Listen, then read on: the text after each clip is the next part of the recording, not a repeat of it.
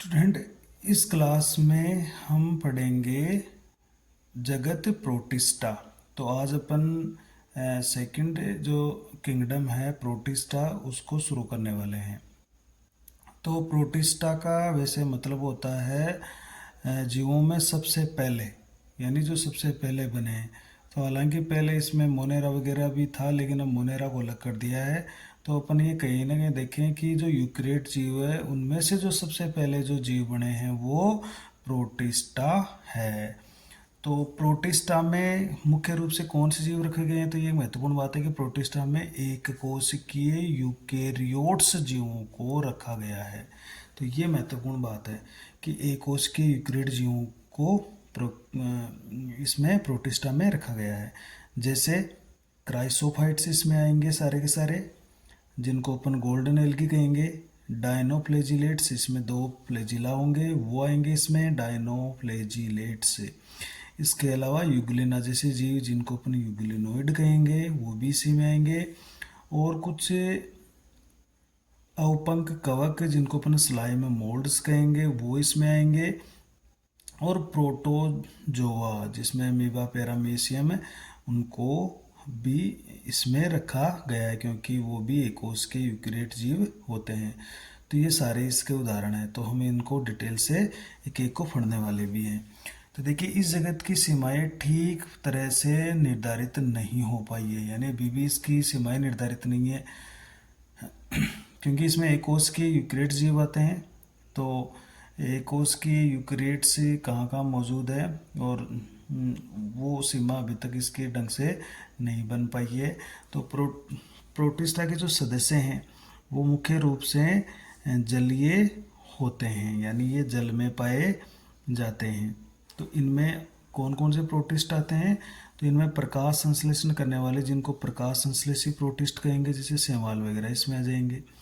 और जो प्रकाश संश्लेषण नहीं करेंगे यानी अन्य माध्यम से पोषण लेंगे उनको अप्रकाश संश्लेषी प्रोटिस्ट, जैसे अवपंक कवक या प्रोटोजोआ कहते हैं, उनमें इनको रखा गया है। यानी इसमें दो तरह के प्रोटिस्ट आएंगे, प्रकाश संश्लेषण करने वाले और प्रकाश संश्लेषण नहीं करने वाले, यानी प्रकाश संश्लेषी और अप्रकाश संश्लेषी।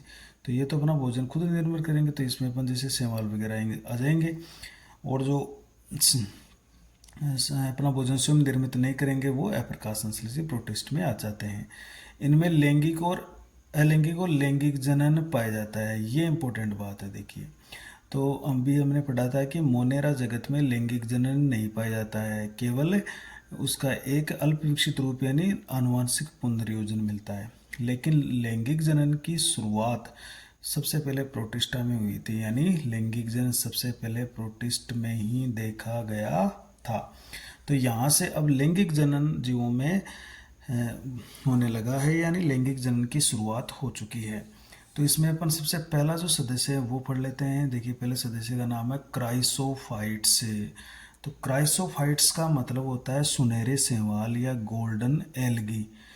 तो इसी इसी ये जो गोल्डन एल्गी इसी को अपन बोल रहे हैं क्राइसोफाइट्स। फाइट्स का मतलब पादप होते हैं, क्राइसो मतलब होते हैं सुनहरे या गोल्डन टाइप के। तो इस समूह में कौन कौन से इस तरह के शैवाल आएंगे? तो उसमें एक तो आते हैं डाइएटम्स, सुनहरे शैवाल जिनको अपन डेस्मिड्स कहते हैं। तो डाइटम्स और सुनहरे शैवाल यानी डेस्मिड इसमें आते हैं। ये स्वच्छ जल में, जैसे डेस्मिड है वो स्वच्छ जल में पाया जाएगा, और लवणीय जल में जैसे डाइटम्स होते हैं वो खारे पानी में या लवणीय जल में पाए जाएंगे। तो डेस्मिड स्वच्छ जल में रहने वाला और डाइटम्स लवणीय जल में, लेकिन दोनों ही क्राइसोफाइट्स में आते हैं। ये अत्यधिक सूक्ष्म जीव है। देखिए, बहुत ही बारीक यानी छोटे जीव होते हैं और ये जल धारा के साथ बहते रहते हैं, यानी ये फाइटोप्लैंक्टन्स होते हैं। फाइटोप्लैंक्टन्स क्या होते हैं? ये बहुत बारीक एकोष्कीय जीव होते हैं। पादपों की एकोष्कीय सूक्ष्म कोशिकाएं फाइटोप्लैंक्टन्स कहलाती है। तो ये कहीं ना कहीं उत्पादक होते हैं और छोटे मछलियों को ये आहार के रूप में उपलब्ध होते हैं। तो ये पानी के साथ इधर उधर बहते रहते हैं, इतने सूक्ष्म होते हैं।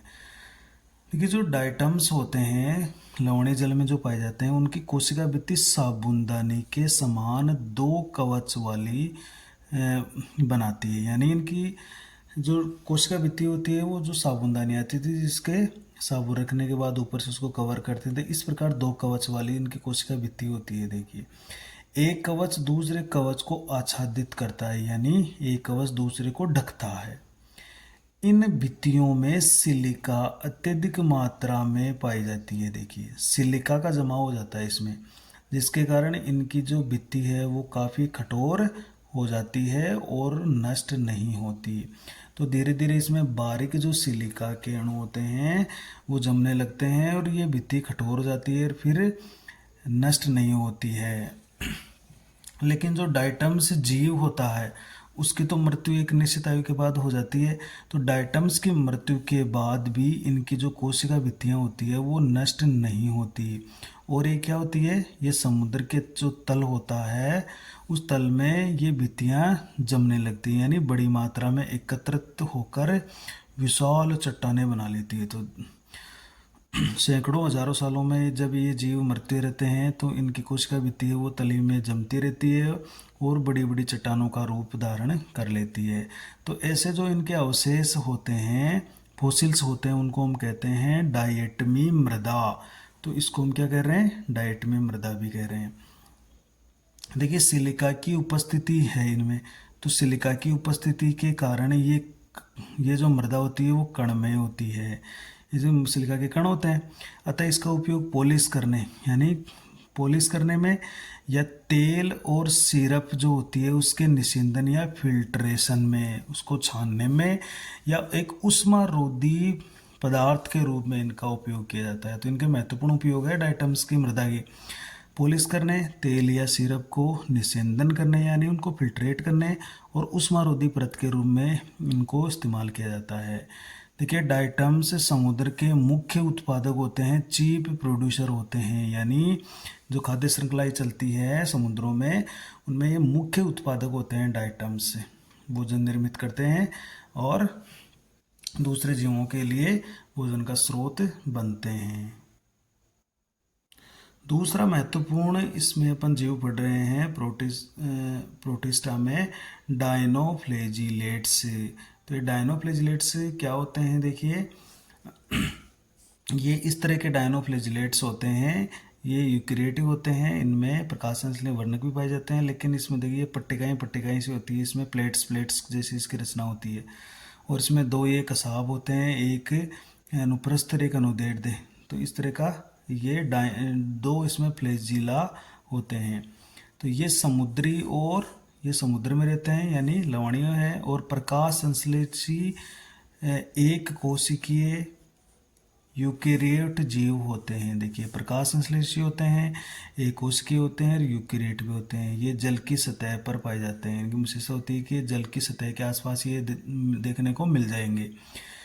इनमें उपस्थित प्रमुख जो वर्णक होते हैं उनके आधार पर ये पीले रंग के या हरे या भूरे रंग के या नीले रंग के या लाल रंग के दिखाई देते हैं। तो इनमें अलग अलग कलर के देखिए वर्णक है और इस हिसाब से ये अलग अलग प्रकाश को ग्रहण करते हैं और अपना भोजन निर्मित करते हैं। इनकी कोशिका भित्ति की बाह्य सतह पर देखिए कि इम्पोर्टेंट इसका गुण है कि इनकी जो कोशिका भित्ति है उसकी बाह्य सतह पर सेलुलोज से बनी हुई, ये भी इम्पोर्टेंट बात है, सेलुलोज से बनी हुई कड़ी पट्टिकाएं यानी प्लेट्स पाई जाती है। देखिए, ये प्लेट्स इसके ऊपर है, इस तरह की ये प्लेट्स इनके ऊपर पाई जाती है। और अधिकतर डायनोफ्लेजिलेट्स में दो कसाबी यानी फ्लेजिला यानी डाइफ्लेजिला पाए जाते हैं, दो कसाब पाए जाते हैं। तो इनमें सेलुलोज की बनी हुई मजबूत कठोर प्लेट्स यानी पट्टिकाएं पाई जाती है और दो कसाब पाए जाते हैं। अब इस कसाब की भी विशेषता है, देखिए एक कसाब तो अनुप्रस्थ होता है और दूसरा कसाब अनुदैर्ध्य होता है। तो जैसे ये अनुप्रस्थ रूप में है और ये अनुदैर्ध्य है, तो इनको ये अलग अलग दिशाओं में गति करवाने में मदद करते हैं। पानी को ऊपरी सतह पर लाने पानी के और पानी के अंदर जाने पर या प्रकाश की उपस्थिति अनुपस्थिति में इनको मूवमेंट करवाने में ये मदद करेंगे। ये जो कसाब होते हैं ये कोशिका भित्ति की पट्टिकाओं के बीच की खांच में उपस्थित होते हैं। तो जो कोशिका पट्टिकाएं होती हैं उनके बीच में जो खांच होती है वहाँ पर ये कसाब निकले हुए रहते हैं या उनमें उपस्थित रहते हैं। इस कसाब की सहायता से जो डायनोफ्लैजिलेट्स होते हैं एक विशेष प्रकार की गति प्रदर्शित करते हैं। तो एक तो अनुप्रस्थ है और एक अनुदैर्ध्य इसमें कसाब है, और इनकी सहायता से ये पानी में स्पेशल रूप से गति करते हैं। देखिए एक डायनोफ्लैजिलेट्स का उदाहरण पढ़ते हैं यहाँ पे। एक डायनोफ्लैजिलेट्स है गोनियोलेक्स। गोनियोलेक्स, तो देखिए ये लाल डायनोफ्लैजिलेट से संबंधित है, यानी इसमें लाल रंग के वर्णक पाए जाते हैं। तो समुद्र में जब इनकी संख्या, अब ये लाल रंग का है तो लाल दिखाई देगा, तो समुद्र में जब इनकी संख्या अत्यधिक हो जाती है यानी बहुत ज़्यादा बढ़ जाती है तो समुद्र का जो जल है वो लाल दिखाई देने लगता है। अर्थात ये लाल तरंगों यानी रेड टाइड का कारण बनता है। तो जब लहरें उड़ती है समुद्र में तो वो पानी लाल लाल रंग का चमकता है यानी रेड टाइड जैसा लगता है।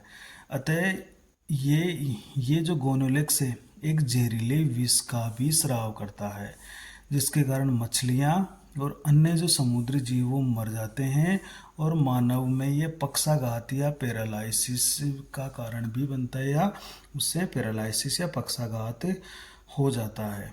तो एक तो इसमें महत्वपूर्ण बात है कि जो रेड टाइड है लाल तरंगों का कारण कौन है, तो वो गोनियोलेक्स है जो कि एक डायनोफ्लैजिलेट्स होता है। तो आज की इस क्लास में हम केवल इसके 2 उदाहरण पढ़ेंगे, और जो नेक्स्ट बच गए जो उदाहरण वो हम अगली क्लास में पढ़ने वाले हैं। Thank you.